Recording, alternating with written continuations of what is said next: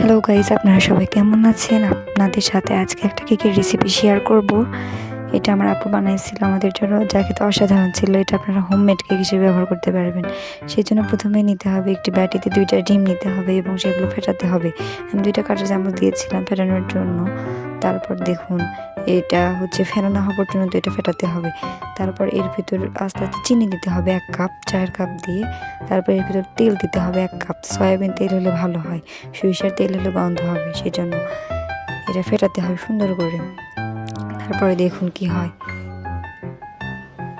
আস্তে আস্তে ফেটাচ্ছি। দেখুন অনেক নাড়াচাড়া করতে হবে, করে নিচ্ছে। আমরা ওগুলো অনেক কিছু বানাতে পারি, পিৎজা, কেক। আপনারা যদি পিৎজার ভিডিও চান তাহলে আমাকে বলবেন, আমি অবশ্যই এটা করে দেখাবো। আস্তে আস্তে তেল দেওয়া শেষ হয়ে গেল, নাড়াচাড়া করছে।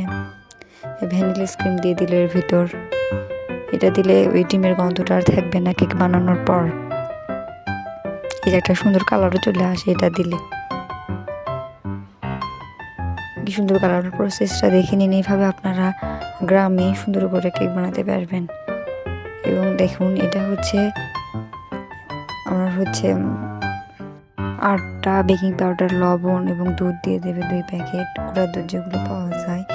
বেকিং পাউডার, বেকিং সোডাও দিতে হবে এর ভিতরে 1 চামচ করে, যেভাবে দিয়ে নেবেন। তারপরে চালনিতে চেলে নিতে হবে। আমাদের চালনি ছিল না বলে আমরা এই যে ছোট পাতলা উন্নাতে করলে ওগুলো হয়, উন্নাতে আমরা এটা ছেঁকে নিয়েছিলাম। যে দেখুন আপনারা, এটা খেতে কিন্তু অসাধারণ হবে। আপনারা খাওয়াতে পারেন, আপনাদের স্বাস্থ্যসম্মতভাবে বাচ্চাদের খাওয়াতে পারেন। গুঁড়া দুধ দিয়ে দিল, আমরা অনেক সুন্দর করে বানাতে পারেন। এটা চেলে নেওয়া হচ্ছে। এবারে এই যে ডিমের ফেটানো ছিল যে তার ভিতরে এটা দিয়ে দেওয়া হলো, ওই চাকুনিটা। এটা পেস্ট করতে হবে অনেক সুন্দরভাবে। এই যে নেড়ে চেড়ে পেস্ট করতে হবে, অনেকক্ষণ নাড়তে হবে।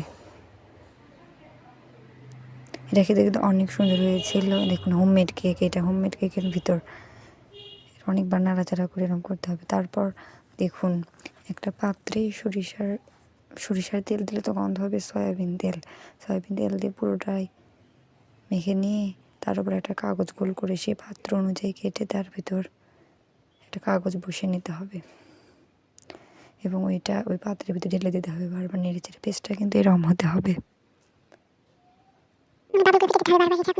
তারপরে এই যে গ্যাসের চুলা দিয়ে দিয়েছিলাম, আর একটু করে আস্তে আস্তে আসতেছিলাম। এই যে হয়ে গেছে, 40-45 মিনিট পর এই যে হয়ে গেছে। দেখুন কিছু বের হচ্ছে না, এই যে হয়ে গেছে।